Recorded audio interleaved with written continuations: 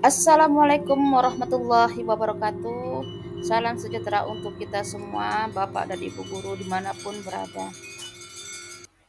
Jumpa lagi dengan saya Zakia MPD, IGP Angkatan 9 dari Kabupaten Merangin. Dalam video kali ini, saya akan menampilkan modul 1.4 koneksi antar materi, yaitu refleksi dan pemahaman tentang pembelajaran berdiferensiasi. Pembelajaran berdiferensiasi yaitu usaha guru dalam menyesuaikan proses pembelajaran di kelas untuk memenuhi kebutuhan belajar setiap murid yang berbeda-beda. Bagaimana cara untuk dapat melakukan pembelajaran berdiferensiasi di kelas? Agar dapat melakukan pembelajaran berdiferensiasi, hal-hal yang harus diperhatikan sebagai berikut. 1. Memahami tujuan pembelajaran. 2. Mengetahui dan merespon kebutuhan belajar murid. 3. Menciptakan lingkungan belajar yang mengundang murid untuk belajar. 4. Melakukan manajemen kelas yang efektif. 5. Melakukan penilaian berkelanjutan. Berkaitan dengan kebutuhan belajar murid, ada 3 hal yang menjadi aspek yang harus dipahami, yaitu kesiapan belajar murid, minat murid, dan profil belajar murid. Pada kesiapan belajar murid, yakni mengharuskan guru untuk menilai pengetahuan awal dan menemukan apa yang telah kamu ketahui dan di mana murid berada. Pada minat murid, minat setiap murid pasti berbeda-beda. Salah satu motivator penting bagi murid untuk terlibat aktif dalam proses pembelajaran. Sedangkan pada profil murid, yaitu pada lingkungan, budaya, gaya belajar, dan kecerdasan murid.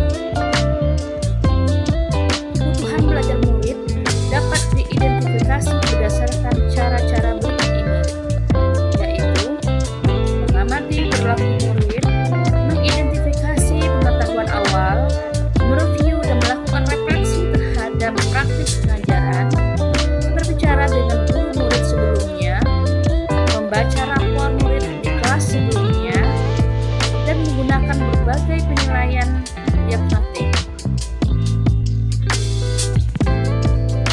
Dalam strategi pembelajaran berdiferensiasi, yakni diferensiasi konten, diferensiasi proses, dan diferensiasi produk. Diferensiasi konten yakni mendiferensiasikan konten bisa dilakukan dengan membedakan pengorganisasian atau format penyampaian, bukan mengubah atau menurunkan standar kurikulum. Pada diferensiasi proses, yakni kegiatan yang memungkinkan murid berlatih dan memahami atau memaknai konten dengan cara membedakan proses yang harus dijalankan oleh murid. Strategi yang ketiga yaitu strategi diferensiasi produk. Bukti yang menunjukkan apa yang menurutnya telah dipelajari dengan cara membedakan atau memodifikasi produk dengan hasil latihan, penerapan, dan pengembangan apa yang telah dipelajarinya.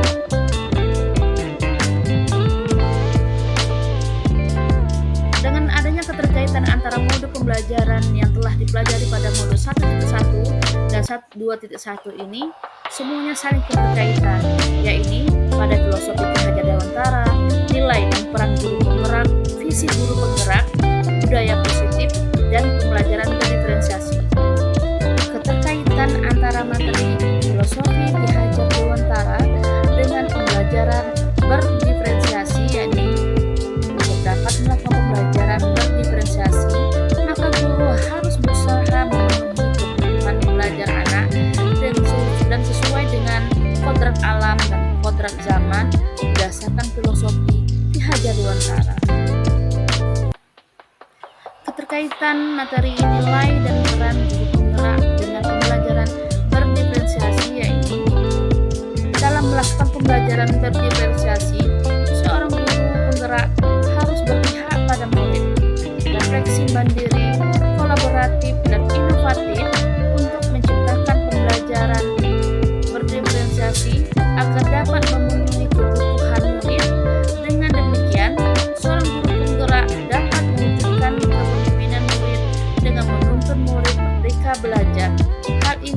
sesuai dengan nilai dan peran guru penggerak. Keterkaitan dengan visi guru penggerak yang ini, pembelajaran berdiferensiasi dapat menjadi salah satu strategi untuk mewujudkan visi guru penggerak yang berpihak pada murid.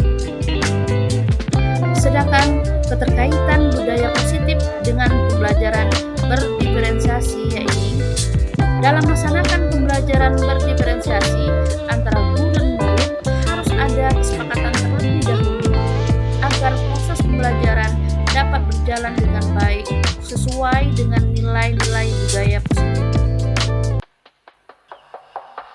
Kesimpulan yang dapat saya berikan yaitu seorang guru yang baik harus mempunyai kemampuan menerapkan pembelajaran berdiferensiasi sehingga proses pembelajaran sesuai dengan kebutuhan peserta didik.